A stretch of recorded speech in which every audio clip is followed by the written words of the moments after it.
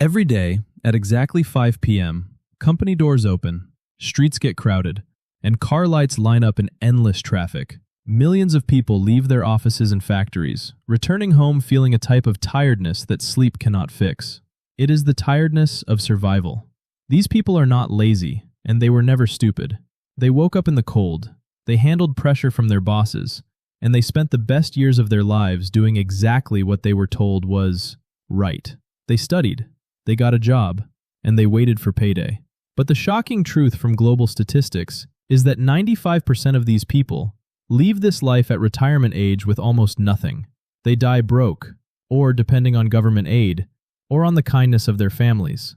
Why?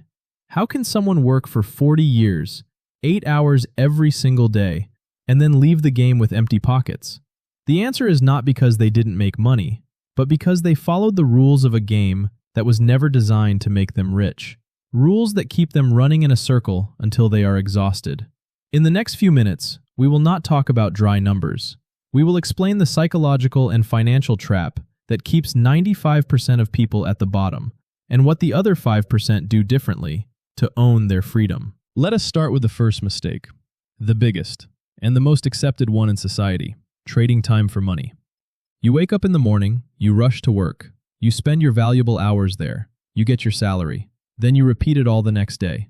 This circle feels safe and comfortable, and the reason for this fake safety is that everyone around you is doing the exact same thing. Your parents did it, your neighbors do it, and your friends at work tell you this is the only guaranteed way. But in the world of money, normal and familiar is the biggest trap. Time is the only resource in this universe that you have a limited amount of, and you cannot recharge it or buy one extra minute, no matter how rich you are. When you trade your time for money, you put a concrete ceiling on your life and wealth. Your day has only 24 hours, and your body has limited energy that will drop over the years. This simply means the moment you stop moving, the money stops.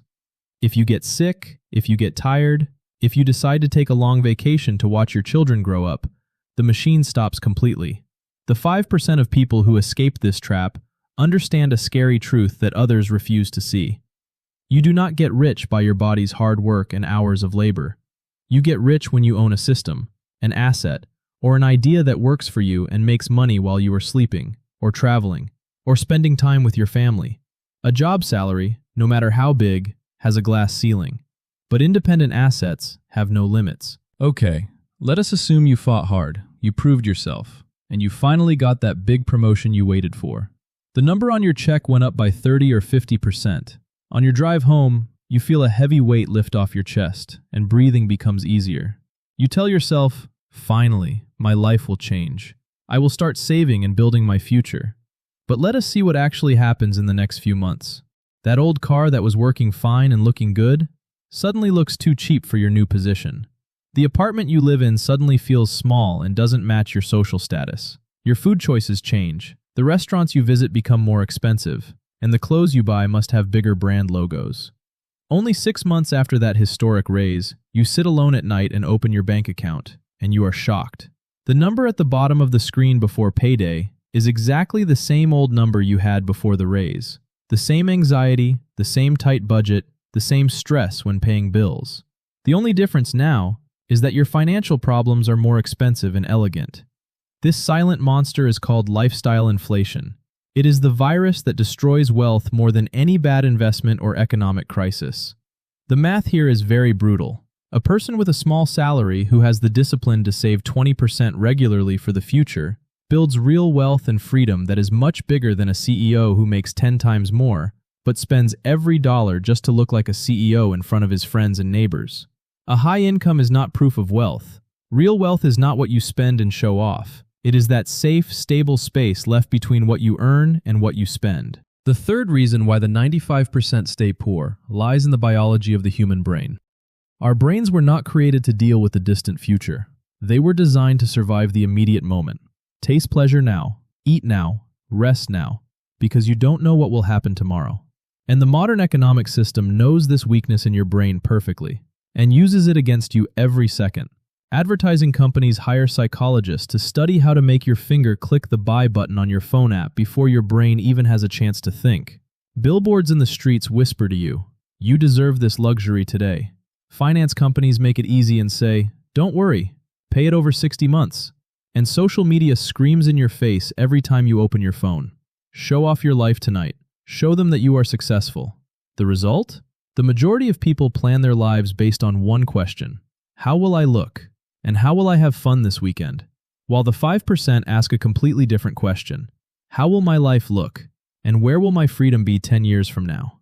When you buy a new phone you don't need just because your current phone is 1 year old, or when you buy expensive clothes to impress people who don't care about you anyway, you are buying a temporary shot of dopamine that ends the moment you put the phone on your table that night. You are buying the illusion of being rich and paying for it with years of your future life. The 95% buy instant pleasure that is forgotten in days, while the 5% buy their freedom and independence. Debt. This word divides the world into two sides. Debt by itself is not evil, and it is not your enemy. But blind consumer debt is the elegant rope that ties the necks of the majority. There is a debt that sucks your blood and eats your flesh, and there is a debt that builds your roof and protects you. 95% of people only know the first type. They borrow from banks or overload their credit cards to pay for things that lose value and rot the moment they touch them or walk out of the store. An expensive car on installments that eats half the salary, a vacation for 1 week that you keep paying for the next 3 years, a mobile phone with monthly payments. In this scenario, you are paying real money, plus interest, for something that loses value and price every day. You are literally working to pay for something that is disappearing.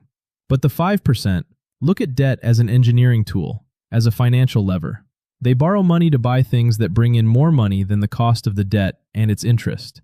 They borrow to invest in a property that brings rent, to expand a successful business, to buy a financial asset that grows over time. Here, the financial magic happens. The asset itself pays the debt installments for you from its profits, and in the end, the asset stays in your pocket, and its profits flow to you for free. The 95% use debt as a chain that locks them to their desks for jobs they hate because they are scared of being broke or fired, and the 5% use it as a lever to jump toward financial freedom. Look at the obligations in your wallet right now and ask yourself, which rope is around your neck? Now, the mask is completely gone. You have seen the 4 reasons that keep the majority in the circle of poverty. They trade their time forever. They raise their expenses with every raise in income. They live for the weekend pleasure, and they borrow for consumption, not for building. If you are tired of running in the same place, and if you don't want to be the last line in this sad story when you turn 60, here is what you must start doing immediately, starting this week. First, the raise isolation step. Look at your accounts and check the last promotion or raise you got. If you find that your savings and investments did not go up, and only your expenses grew, then stop. When you get any future raise, take it out and send it directly to a locked investment account on the very first day of the month, before your brain sees it and gets used to it. Second, the sleeping assets list. Open a blank piece of paper and write one title. What are the things I own that put money into my pocket without me moving from my bed? Stocks, property, a digital project, royalties. If this paper is empty, then this is your real current problem, not your job and not your country's economy. Start by putting one thing there, even with a very small amount monthly in a simple investment fund. Build the habit of investing first, then make the amounts bigger later. Third, filtering debts. Write down all the debts and installments that chase you monthly. And next to each line, ask yourself this tough question. Is this thing putting money into the pocket of my future or sucking it from the pocket of my present? Whatever is sucking it, make an emergency plan to kill it and get rid of it immediately. The majority of people will close this video right now and return immediately to the pre-programmed track. They work, they spend, they repeat the circle, and then they retire with nothing. But the 5% live by different rules. They are not magic rules, they are not complicated, and you don't need a professor's degree in economics. They are just different rules, based on discipline and looking at tomorrow. You now see the difference clearly, and the pen is in your hand, to write the next line of your story.